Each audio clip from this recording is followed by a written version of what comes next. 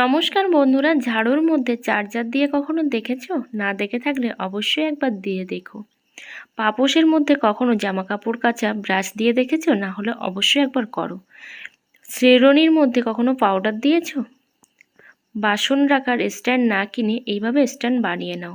চলো বন্ধুরা, প্রথম টিপসটা তোমাদের সঙ্গে শেয়ার করি।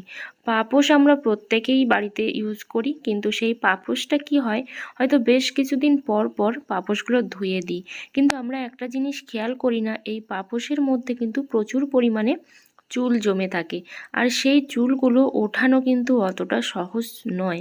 তো যতই আমরা পাপোশগুলো ধুই না কেন, খুব ভালো করে লক্ষ্য করবে ওর মধ্যে কিন্তু চুল একদমই জমে থাকে। তো সেই জন্য আমি এই জামা কাপড় কাচা যে ব্রাশ হয়, তো সেই ব্রাশ দিয়ে দেখো এভাবে আমি খুব ভালো করে, মানে হালকা করেই কিন্তু আমি টানছি। আর তার ফলে কি হচ্ছে দেখো, কত পরিমাণে চুল কিন্তু এর মধ্যে উঠে আসছে। অনেকেই আছে যারা হাত দিয়ে চুল পরিষ্কার করতে পছন্দ করে না, তারাও এটা করতে আবার যারা খুব পরিষ্কার পরিচ্ছন্ন রাখতে চাও পাপোশটাকে, কারণ অনেক দিন পর্যন্ত ভালো রাখতে গেলে এইভাবে কিন্তু পরিষ্কার পরিচ্ছন্ন করে নিতে হবে। আর দেখো পাপোশটা কত সুন্দরভাবে কিন্তু পরিষ্কার হয়ে যাচ্ছে, এর মধ্যে কোনো রকম চুল কিন্তু থাকবে না। আর যদি চুল লেগে থাকে, সেই চুলটা উড়ে ভাতেও পড়তে পারে বা অন্যান্য খাবারেও পড়তে পারে, যেটা আমাদের শরীরের পক্ষে একেবারেই কিন্তু ভালো নয়। তো দেখো এইভাবে আমি কতগুলো চুল তুলে ফেললাম মাত্র 3বার টানাতে। তো এইভাবে কিন্তু তোমরা এই টিপসটা অ্যাপ্লাই করতে পারো এবং তোমাদের পাপোশগুলো অনেক দিন পর্যন্ত ভালো রাখতে পারো। দেখো কত চুল এর মধ্যে জমা হয়ে গেছে, আমরা কিন্তু ঠিক করে বুঝতেও পারি না সত্যিই কি এর মধ্যে চুল জমে ছিল কিনা। তো দেখতেই পেলে যে ঠিক কতটা চুল এর মধ্যে জমা হয়েছিল। চলো পরের টিপসটা তোমাদের সঙ্গে শেয়ার করি। চিরুনি আমরা প্রত্যেকেই ব্যবহার করি, কিন্তু সেই চিরুনি পরিষ্কার করি কিন্তু সেটা সাবান জল দিয়ে। আজকে সাবান জল নয়, এই পাউডার দিয়েই কিন্তু চিরুনি পরিষ্কার করে তোমাদেরকে দেখাবো। তো এখানে আমি নিয়েছি 3টে চিরুনি, আমি সব চিরুনিগুলো একসঙ্গেই পরিষ্কার করব। তো সেই জন্য পাউডার ওপরে অল্প অল্প করে কিন্তু ছড়িয়ে দেব, খুব বেশি দেওয়ার প্রয়োজন নেই। এবার একটা নিয়েছি টুথব্রাশ, যে ব্রাশগুলো আমরা ফেলে দিই, তো সেরকম টুথব্রাশ একটা নিয়েছি, কিন্তু একটু শক্ত দেখে নিলেই বেশি ভালো হবে। তো এভাবে আলতো করে ঘষে দিলে এত সুন্দরভাবে যে নোংরাগুলো উঠে একেবারে চকচকে হয়ে যাচ্ছে নতুনের মতো। তোমরা যদি না ট্রাই করো বাড়িতে, বুঝতেই পারবে না যে সত্যি পাউডার দিয়ে এত ভালোভাবে যে ব্রাশ পরিষ্কার করা যায়। দেখলে কিন্তু তোমরা অবাক হয়ে যাবে। তাই অবশ্যই টিপসটা তোমরা অ্যাপ্লাই করো, তোমাদের কাজে লাগবে, আর তোমাদের সময়টা কিন্তু অনেকটাই বাঁচবে। কারণ সাবান দিয়ে আমিও পরিষ্কার করেছি, পরিষ্কার করে দেখেছি যে এত সুন্দরভাবে কিন্তু পরিষ্কার কোনো মতেই সাবান দিয়ে করা যায় না। কারণ সাবান আর জল লাগার ফলে এই যে নোংরাগুলো, সেগুলো কিন্তু আরও জট পাকিয়ে যায়, সেগুলো কোনো সেফটি পিন না হলে কোনো কাঁটা এই জাতীয় জিনিস দিয়ে কিন্তু আবার ঘষে ঘষে তুলতে হয়। কিন্তু এটা যে এত সহজভাবে পরিষ্কার করা যায়, যেটা তোমরা নিজেরা ট্রাই করলে তবেই বুঝতে পারবে। তো আশা করি এই টিপসটাও তোমাদের ভালো লেগেছে, আর ভালো লেগে থাকলে অবশ্যই কিন্তু নিজেরা অ্যাপ্লাই করবে বাড়িতে, তাহলেই বুঝতে পারবে। তো 3 থেকে 4 মিনিটও টাইম লাগেনি, আমি এই 3টে চিরুনি কিন্তু পরিষ্কার করে নিলাম এত সুন্দরভাবে। তো চলো পরের টিপসটা তোমাদের সঙ্গে শেয়ার করি।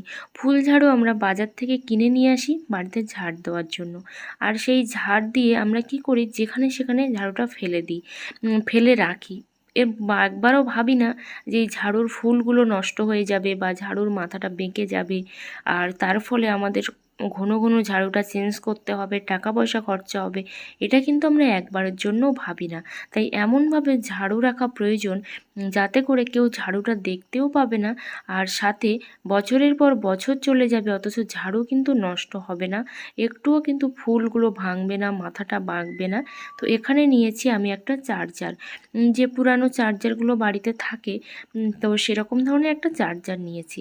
তো এই চার্জারটা নিয়ে কি করব দেখো, এই পিছন দিকে একটা ছিদ্র আছে, এই ছিদ্রের মধ্যে আমি ভরে দিচ্ছি অনেক ফুল ঝাড়ু, যেগুলো মানে ফুল দিয়ে তৈরি হয়, সেই ঝাড়ুর কিন্তু পিছন দিকে এগুলো থাকে না।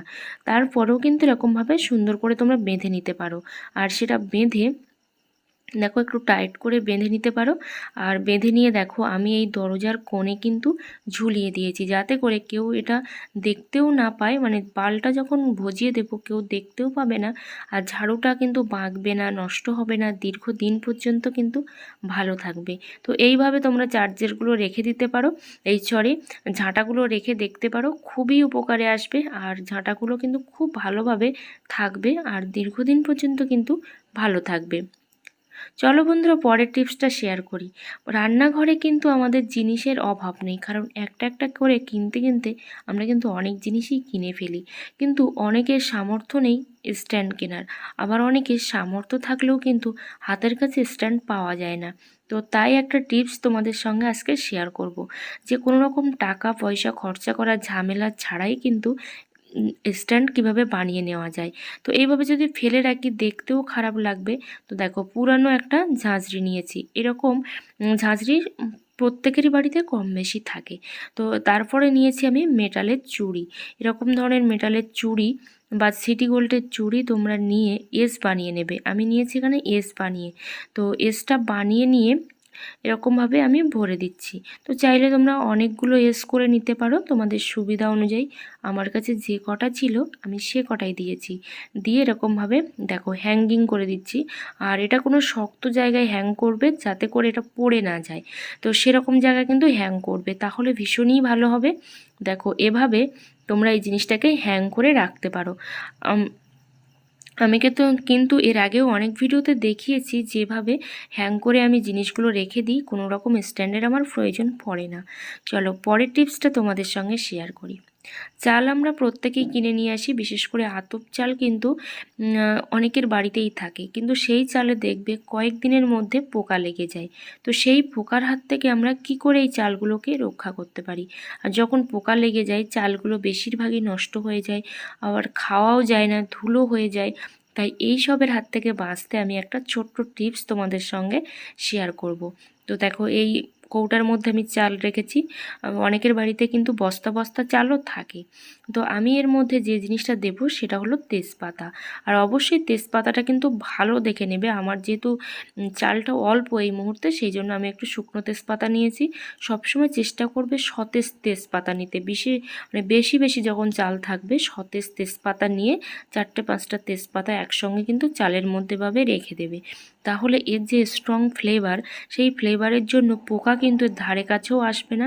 চাল কিন্তু দীর্ঘদিন বছরের পর বছর কিন্তু ভালো থাকবে। তো অনেকেই আছো যারা কিন্তু তেল খেতে কম ভালোবাসো, আবার কিন্তু মাংসতে একটু তেল না হলেও হয় না। তাই আমি কি করি, আমি তো তেল কম খাই, তো সেই জন্য আমি যেভাবে কষাই কোনো রকম জল ছাড়া অল্প তেলে যেভাবে আমি কষাই, দেখো এভাবে আলগা করে যদি মাংসটা কষাই তেল তো বের হবেই না, সাথে সাথে কিন্তু তেলটা উবে যাবে। তাই সব সময় আমি গ্যাসের ফ্লেমটা লো রেখে কিন্তু এভাবে একটা ঢাকনা দিয়ে দিয়ে বারে বারে কিন্তু আমি কষাই। তাহলে দেখো কতটা তেল উঠে এসছে ওপরে, আলাদা করে তেল দেওয়ারও প্রয়োজন পড়লো না, আর অল্প তেলেই কিন্তু রান্না হয়ে গেল। আশা করি এই টিপসটাও তোমাদের কাজে আসবে।